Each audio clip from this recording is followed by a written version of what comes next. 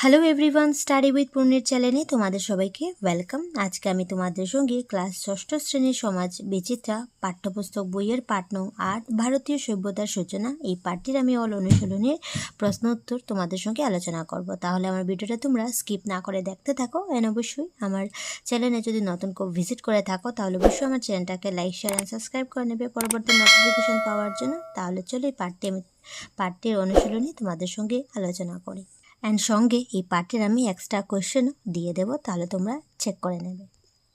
অনুশীলনী 1 নম্বর হলো 1 নম্বর নিচের প্রশ্নগুলির উত্তর দাও। প্রথম কোয়েশ্চেন হলো সভ্যতা বলতে কি বুঝো? তাহলে আনসার তুমি লিখবে যে সভ্যতা হলো এমন একটি সমাজ যা উন্নত রূপ, উন্নয়ন এবং সংগঠন দ্বারা চিহ্নিত। সভ্যতার শব্দটি প্রকৃত অর্থ হলো মানব সমাজের এমন এক উন্নত অবস্থা যেখানে সংস্কৃতি, বিজ্ঞান, শিল্প এবং শাসন ব্যবস্থা বিকশিত হয়েছে। কোশ্চেন খ নম্বর দেখে নাও, সভ্যতার বৈশিষ্ট্যসমূহ উল্লেখ করো। তাহলে তুমি আনসার লিখবে প্রাচীন সভ্যতাগুলোর বিকাশের ক্ষেত্রে কিছু নির্দিষ্ট বৈশিষ্ট্য লক্ষ্য করা যায়। এই বৈশিষ্ট্যগুলি হলো ক নম্বর দিয়ে বলবে শিলা, ধাতু, কাঠ ইত্যাদি কাঁচামাল সুলভ ছিল। এগুলো থেকে শিল্পজাত সামগ্রীর উৎপাদন এবং পরিচালনার সুব্যবস্থা ছিল।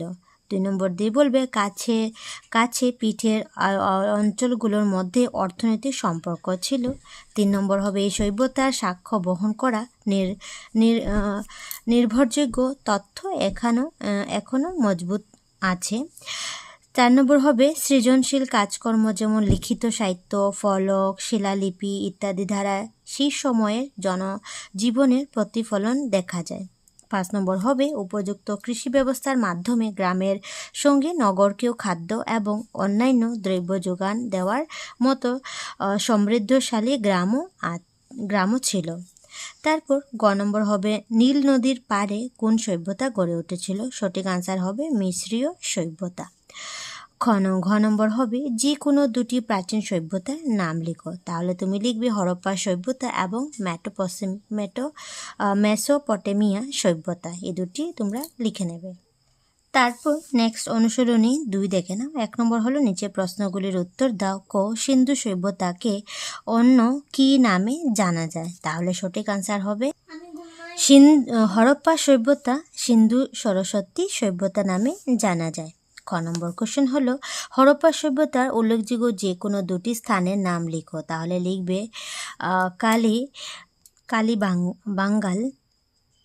বাঙ্গান আর লুথাল, লিখে নেবে দুটি সভ্যতা।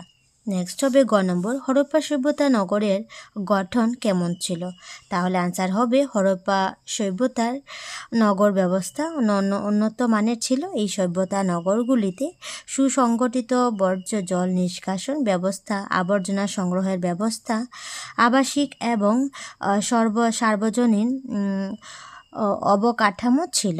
হরপ্পা সভ্যতা নগরগুলোকে গঠনের দিক থেকে দুর্গ এবং নিম্ন শহর এই দুটি ভাগে ভাগ করা যায়। দুর্গ হলো শহরের উঁচু অংশ যেখানে সার্বজনীন গৃহ যেমন শস্যের ভাণ্ডার, সব ধরনের স্নানাগার, সভাগৃহ ইত্যাদি ছিল। শাসক শ্রেণীর মানুষেরা এই অঞ্চলেই বাস করতেন। সাধারণত জনসাধারণের বাসস্থানগুলো ছিল নিম্ন শহরে। এই বাড়িগুলো প্রধান সড়কের 2 ধারে তৈরি করা হয়েছিল। প্রধান সড়কের চাইতে কিছু উচ্চতায় বাড়িগুলো নির্মাণ করা হয়েছিল যেখানে সিঁড়ির ব্যবস্থা ছিল। বেশিরভাগ বাড়ি ছিল দোতলা। নগরের রাস্তাঘাটগুলো আয়তাকারে বিভক্ত ছিল। রাস্তার বাঁকগুলো কোনাকুনি না হয়ে ধনুকের মতো আকৃতিতে নির্মিত হয়েছিল। হরপ্পা সভ্যতার জল নিষ্কাশন ব্যবস্থা সুপরিকল্পিত ছিল। প্রত্যেক বাড়ির বর্জ্য জল বাইরে বেরিয়ে নালায় পড়ার ব্যবস্থা ছিল। নালা নর্দমাগুলো ইটের ঢাকনা দিয়ে ঢেকে রাখা হতো। নাম্বার 2 দেখে নাও, সংক্ষিপ্ত টিকা লিখো। হরপ্পা সভ্যতার সময়ে কি হয়েছিল? 1 নম্বর হলো সরস্বতী নদী দিয়ে তুমি টিকা লিখবে। তাহলে আনসার হবে ঋগ্বেদে সরস্বতী নদীর প্রথম উল্লেখ পাওয়া যায়। এই গ্রন্থে সরস্বতীকে দেবী এবং পর্বত থেকে প্রবাহিত নদী হিসেবে উল্লেখ করা হয়েছে। পরবর্তী গ্রন্থগুলোতে নদীটি শুকিয়ে যায় এবং শেষে বিলুপ্ত হয়ে যায় বলে বর্ণনা করা হয়েছে। তারপর বাড়িঘর দিয়ে তুমি লিখবে হরপ্পা সভ্যতার সময়কাল নগরগুলোকে গঠনের দিক থেকে দুর্গ এবং নিম্ন শহর এই দুই ভাগে ভাগ করা যায়। দুর্গ হলো শহরের উচ্চ অংশ যেখানে সার্বজনীন গৃহ যেমন শস্য ভাণ্ডার, সব ধরনের স্নানাগার, সভাগৃহ ইত্যাদি ছিল। এই অঞ্চলে শাসক শ্রেণীর মানুষেরা বসবাস করতেন। সাধারণত প্রজাদের বাসস্থানগুলো ছিল নিম্ন শহরে। এই বাড়িগুলো তৈরি করা হয়েছিল প্রধান সড়কের দুই ধারে। প্রধান সড়কের চাইতে কিছু উচ্চতায় বাড়িগুলি নির্মাণ করা হয়েছিল। বাড়িগুলোতে উঠানের জন্য সিঁড়ি ব্যবস্থা ছিল। বেশিরভাগ বাড়ি দোতলা ছিল। প্রত্যেক বাড়ির অংশে শৌচাগার, উঠান, রান্নাঘর এবং একাধিক শয়নকক্ষের ব্যবস্থা ছিল। বাড়িগুলো ইট দিয়ে তৈরি হয়েছিল। তারপর রাস্তাঘাট দিয়ে তুমি বলবে হরপ্পা সভ্যতার সময়কার শহরগুলোর রাস্তাঘাট ছিল প্রশস্ত এবং প্রত্যেকটি সমান্তরাল।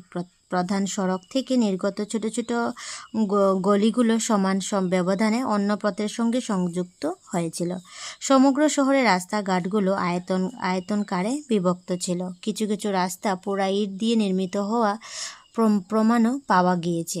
রাস্তার বাঁকগুলো কোনাকুনি না হয়ে ধনুকের মতো আকৃতিতে নির্মিত হয়েছিল। এর ফলে জন্তুর দ্বারা টানা গাড়ি সহজে পার হয়ে যেতে পারত। রাস্তাঘাটগুলো সুপরিকল্পিতভাবে নির্মিত হয়েছিল এবং তার ধারে ধারে বাড়িগুলি নির্মাণ করা হয়েছিল। নেক্সট টিকা বলবে জল নিষ্কাশন ব্যবস্থা। হরপ্পা সভ্যতার শহরগুলোর জল নিষ্কাশন ব্যবস্থা সুপরিকল্পিত ছিল। প্রত্যেক বাড়ির ব্যবহৃত জল বাইরে বেরিয়ে নালায় পড়ার সুব্যবস্থা ছিল। গলিগুলো সমান্তরালে রাস্তার ধারে ধারে জল যাওয়ার জন্য নালা ছিল। সেই নালাগুলোর ইটের ঢাকনা দিয়ে ঢেকে রাখা থাকতো। 3 নম্বর কোয়েশ্চন দেখে না, হরপ্পা সভ্যতার সময়ে বাসিন্দারা পরিষ্কার পরিচ্ছন্ন থাকার উপর বিশেষ গুরুত্ব দিয়েছিলেন, ব্যাখ্যা করো। তাহলে আনসার হবে হরপ্পা সভ্যতার শহরগুলো জল নিষ্কাশন ব্যবস্থা পরিকল্পিত ছিল।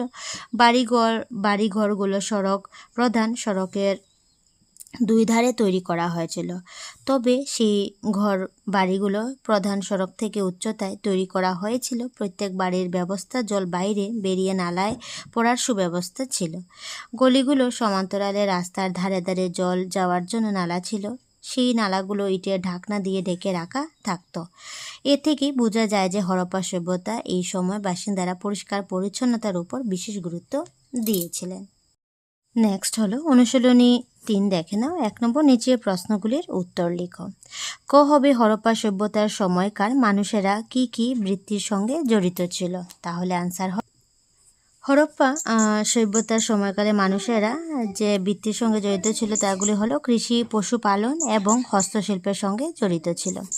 খ নম্বর হবে হরপ্পা সভ্যতার মানুষেরা কোন কোন অঞ্চলের সঙ্গে বাণিজ্যিক সম্পর্ক স্থাপন করেছিলেন। তাহলে আনসার হবে হরপ্পা সভ্যতার মানুষেরা মেসোপটেমিয়া এবং পার্সের সঙ্গে বাণিজ্যিক সম্পর্ক স্থাপন করেছিলেন। 3 নম্বর দেখে নাও, বহির্বিশ্বের সঙ্গে হরপ্পাবাসীর বাণিজ্যিক সম্পর্কে কি কি প্রমাণ পাওয়া যায়। তাহলে বলবে হরপ্পা সভ্যতার মানুষেরা নিজের অঞ্চল ছাড়াও সমসাময়িক অন্যান্য সভ্যতার লোকদের সঙ্গে বাণিজ্যিক সম্পর্ক স্থাপন করেছিল। হরপ্পা সভ্যতার সিলমোহর, মাটির পাত্র ইত্যাদি অংশ বিশেষ মেসোপটেমিয়া এবং পার্শ্ব থেকেও একইভাবে উদ্ধার করা হয়েছে। আবার মেসোপটেমিয়া, সিলমোহর ও হরপ্পাতে পাওয়া গিয়েছিল। এভাবে উদ্ধার হওয়া সামগ্রীগুলো বহির্বিশ্বের সঙ্গে হরপ্পাবাসীর বাণিজ্যিক সম্পর্কে সাক্ষ্য বহন করে। ঘ নম্বর হবে হরপ্পা সভ্যতার মানুষেরা কি কি শস্যের চাষ করতেন। তাহলে বলবে গম, বার্লি, সরিষা, শাক সবজি, ফলমূল এবং কার্পাস চাষ করতেন। নম্বর হবে হরপ্পা সভ্যতার সময়ে কী ধরনের হস্তশিল্পের প্রচলন ছিল। আনসার হবে পোড়া মাটির দ্বারা নির্মিত সামগ্রী, সোনার অলংকার, তামার বাসন, ব্রোঞ্জের সামগ্রী, বয়ন সামগ্রী, ইট, কাঠের বস্তু, নৌকা ইত্যাদি।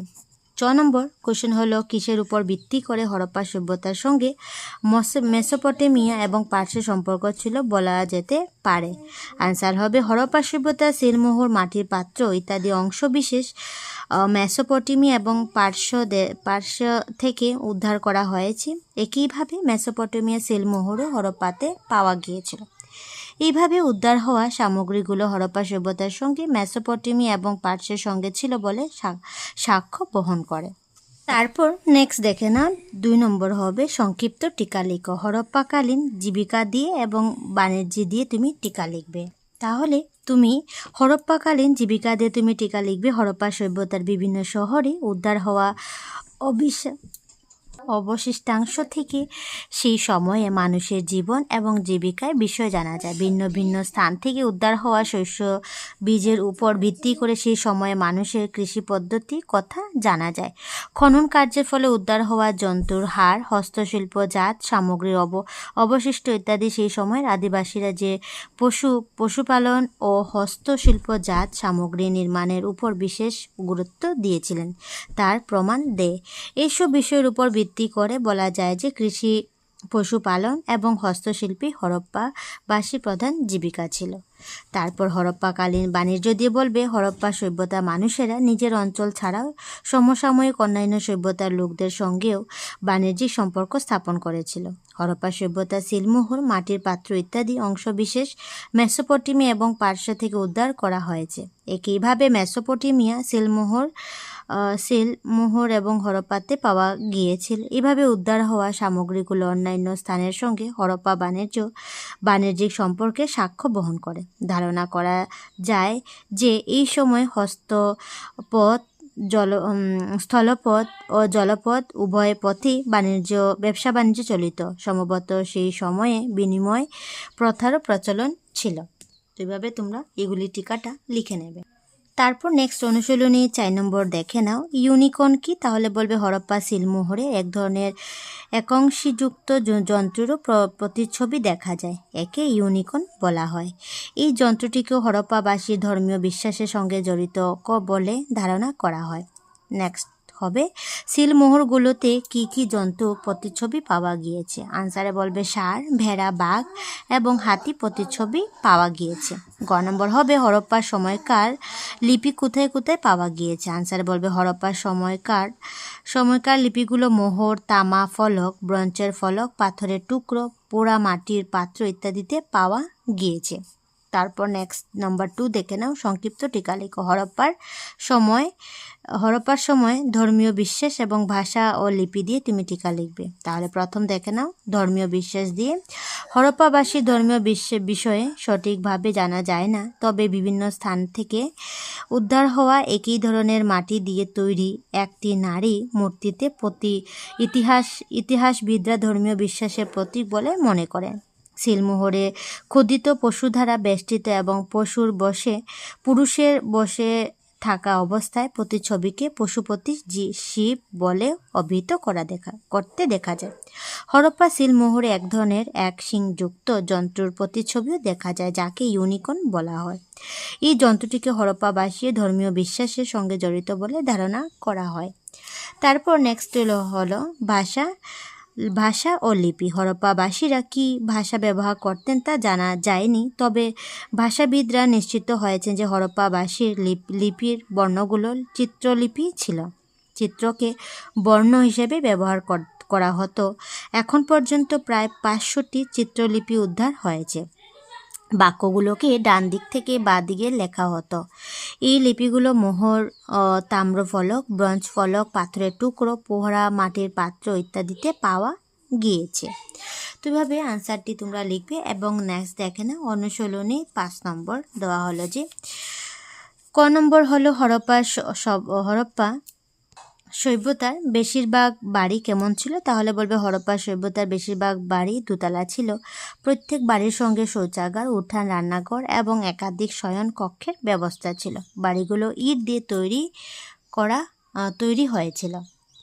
নেক্সট হলো খ নম্বর হলো হরপ্পা সভ্যতার লিপির বর্ণগুলো কেমন ছিল। আনসারে বলবে হরপ্পা সভ্যতার লিপির বর্ণগুলো চিত্রলিপি ছিল। চিত্রকে বর্ণ হিসেবে ব্যবহার করা হতো। বাক্যগুলোকে ডান দিক থেকে বাঁ দিকে লেখা হতো। গ নম্বর হবে হরপ্পা সভ্যতায় মোহরগুলোতে কিসের চিত্র খোদিত ছিল। আনসারে বলবে হরপ্পা সভ্যতায় মোহরগুলোতে ষাঁড়, ভেড়া, বাঘ এবং হাতির চিত্র খোদিত ছিল। তাছাড়া পশু বেষ্টিত এক পুরুষের বসে থাকা অবস্থায় প্রতিচ্ছবিও খোদিত ছিল। তাকে ইতিহাসবিদরা পশুপতি শিব বলে অভিহিত করেছেন। নেক্সট ঘ নম্বর হবে 1921 সনে কার নেতৃত্বে মহেঞ্জোদারোতে খনন কার্য চলেছিল। আনসারে বলবে প্রত্নতত্ত্ববিদ রাখাল দাস ব্যানার্জির নেতৃত্বে খনন কার্য চলেছিল। তাহলে দেখতে পারবে পেজ নাম্বার 66 পেজে দেওয়া আছে, দেখতে পাচ্ছ 1921 সনে যে খনন কার্য হয়েছিল মহেঞ্জোদারোর নাম ছিল রাখাল দাস ব্যানার্জির নেতৃত্বে। ঠিক আছে, তারপর টিকা দেখে নাও, এখানে দেওয়া আছে সিলমোহর মানে কি দেখে নাও। মালিকি সত্ত্বের প্রতীক যা ব্যবসা বাণিজ্যের ক্ষেত্রে ব্যবহার করা হতো। নেক্সট হবে জল নিষ্কাশন মানে কি, হয়তো জল বের হয়ে যাওয়ার ব্যবস্থা, নিষ্কাশন। ঠিক আছে, ভালোটিকে পড়ে নেবে শব্দ অর্থগুলি। নেক্সট হবে ভেবে বের করো। হরপ্পা সভ্যতার অন্তর্গত নগরগুলোর প্রয়োজনীয় খাদ্য সামগ্রী কোথায় থেকে আসতো। তাহলে আনসার ভেবে লিখতে পারো। আনসারটা লিখতে পারো যে হরপ্পা সভ্যতার অন্তর্গত নগরগুলোর প্রয়োজনীয় খাদ্য সামগ্রী নগরের আশেপাশে গ্রাম ও কৃষি জমি থেকে আসতো। সেখানে কৃষকেরা গম, যব ও অন্যান্য শস্য উৎপাদন করত এবং সেগুলো শহরে সরবরাহ করা হতো। তো এইভাবে আনসারটি তোমরা লিখতে পারো। তারপর এখন এক্সট্রা কোয়েশ্চেন দেখে না, 1 মার্কের যেটি হতে পারে, সিন্ধু নদীর তীরে গড়ে ওঠা সভ্যতা হয়ে যাবে তোমার হরপ্পা সভ্যতা। নাম্বার 2 হবে মিশ্র সভ্যতা গড়ে উঠেছিল নীল নদীর তীরে। তারপর নেক্সট হবে হরপ্পা সভ্যতার সঙ্গে সংশ্লিষ্ট দেশ হলো আফগানিস্তান, পাকিস্তান, ভারত। ঠিক আছে, এগুলো আনসার লিখে নেবে। নিচে কোন শস্যটির চাষ হরপ্পা সভ্যতায় পাওয়া যায় না। তাহলে বলবে ধান। নেক্সট হবে হরপ্পাবাসীর কি পশু প্রতিপালন করতেন। তাহলে আনসার বলবে হাতি, উট, গরু, এই সবটি প্রতিপালন করতেন। তারপর আরও কিছু দেখো, নদী ভিত্তিক সভ্যতা কি। আনসারে বলবে নদীর তীরে গড়ে ওঠা সভ্যতা হলো নদী ভিত্তিক সভ্যতা। চীনা সভ্যতা কোন নদীর তীরে গড়ে উঠেছিল। আনসারে বলবে ওয়াংহু ও ইয়াংশি নদীর তীরে। 3 নম্বর দেখে নাও, সিন্ধু নদীর তীরে গড়ে ওঠা সভ্যতাটির নাম কি। তাহলে বলবে সিন্ধু সভ্যতা বা হরপ্পা সভ্যতা। তারপর নেক্সট কোয়েশ্চেন যেটা আমি এক্সট্রা দিচ্ছি সেটা তোমরা কপিতে লিখে শিখে নেবে। হরপ্পাবাসীদের লিপির বর্ণগুলো কীরূপ ছিল। তাহলে বলবে চিত্রলিপি, চিত্রকে বর্ণ হিসেবে ব্যবহার করা হতো। নেক্সট হবে হরপ্পা সভ্যতাকে সিন্ধু সভ্যতা ছাড়াও আর কোন নামে অভিহিত করা হয়েছে। আনসার বলবে সিন্ধু সরস্বতী সভ্যতা নামে। মিশ্র সভ্যতা কোন নদীর তীরে গড়ে উঠেছিল। আনসার বলবে নীল নদীর তীরে। মিশ্রীয় সভ্যতার সঙ্গে সংশ্লিষ্ট দেশটির নাম লিখো। আনসারে বলবে ইজিপ্ট, মিশর। ঠিক আছে, নেক্সট হবে 4টি নদীভিত্তিক সভ্যতা নদীসমূহের নাম লিখো। তাহলে আনসারে বলবে হরপ্পা সভ্যতা সিন্ধু নদীর তীরে, মেসোপটেমিয়া সভ্যতা টাইগ্রিস এবং ট্রাইফেটিস নদীর তীরে, মিশ্র সভ্যতা হবে নীল নদীর তীরে, চীন সভ্যতা হবে ওয়াংহু ও ইয়াংশি নদীর তীরে। নেক্সট দেখে না, হরপ্পাবাসীদের প্রধান জীবিকা কি। তাহলে বলবে কৃষি, পশুপালন এবং হস্তশিল্প। হরপ্পাবাসীরা কি শস্য চাষ করতেন। তাহলে বলবে গম, বার্লি, সরিষা, শাকসবজি, ফলমূল এবং কার্পাস। হরপ্পাবাসীরা কোন পশু প্রতিপালন করতেন। আনসার বলবে হাতি, উট, মহিষ, গরু, ভেড়া, ষাঁড় ইত্যাদি। নেক্সট হবে কখন থেকে হরপ্পা সভ্যতার পতন শুরু হয়েছিল বলে ধারণা করা হয়। এই সভ্যতার পতনের 2টি কারণ লেখো যা পণ্ডিতগণ অনুমান করেছেন। তাহলে আনসারে বলবে খ্রিস্টপূর্ব 1500 থেকে হরপ্পা সভ্যতার পতন শুরু হয়েছিল বলে ধারণা করা হয়। 2টি কারণ তোমরা লিখবে যে 1 নম্বর ভূমিকম্প অথবা বন্যার মতো প্রাকৃতিক দুর্যোগের কারণে, 2 নম্বর বলবে জনসংখ্যার বৃদ্ধি এবং সীমিত সম্পদের জন্য ধীরে ধীরে অর্থনৈতিক বিপর্যয় পরিস্থিতি জনিত কারণে হয়েছিল।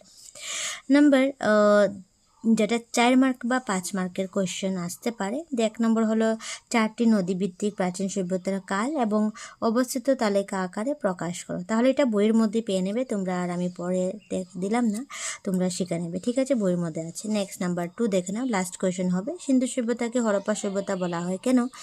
ভারত উপমহাদেশের কোন কোন স্থানে সিন্ধু সভ্যতার অবশিষ্টাংশ পাওয়া গিয়েছিল? আনসারে বলবে সিন্ধু সভ্যতা অবশিষ্ট অংশ বর্তমান পাকিস্তানের অন্তর্গত হরপ্পা নামক স্থানে প্রথম উদ্ধার হয়েছিল, তাই এই সভ্যতাকে হরপ্পা সভ্যতা বলা হয়। সিন্ধু সভ্যতার অবশিষ্ট মহেঞ্জোদারো, কোট ডিজি, নৌসারো, কালীবাঙ্গান, বানায়ালি, লুথাল, ধোলাভিরা, চোর কাটাডা এবং আলমগীরপুর ইত্যাদি স্থানে পাওয়া গিয়েছে। তাহলে আমি ভিডিওটা এখানেই শেষ করলাম। আর অবশ্যই যদি ভিডিওটি তোমাদের ভালো লাগে থাকে তাহলে বন্ধু বান্ধবদের সঙ্গে শেয়ার করে নেবে। তাহলে টাটা।